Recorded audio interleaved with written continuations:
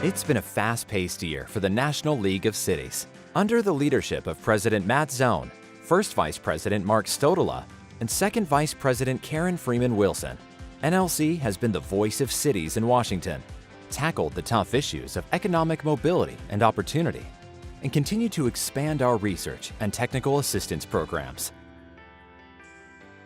NLC's primary role is driving federal policy on behalf of cities. Following the election, NLC reached out to build relationships with the new Congress and administration. In March, NLC welcomed a new Director of Federal Advocacy, Irma Esparza-Dix, who hit the ground running at the Congressional City Conference. Throughout the year, NLC worked with Congress and the administration to find common ground on issues, such as infrastructure, streamlining regulations, and tackling the opioid crisis. But when Washington proposed actions that would hurt cities and towns, such as eliminating community development block grants, NLC took action.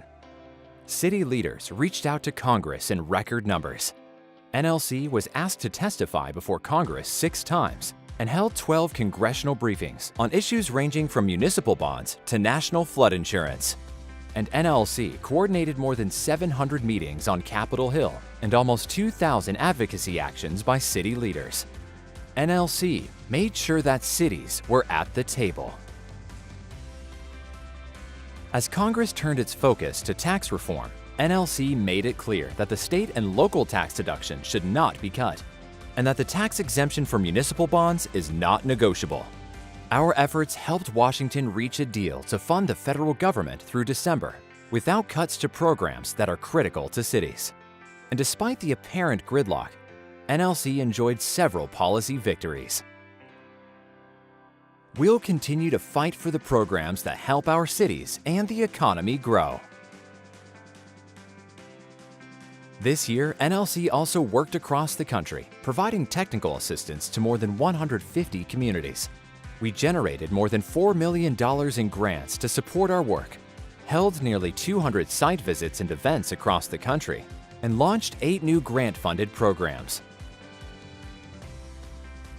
NLC continues to provide research and solutions to our members, releasing 29 new publications this year.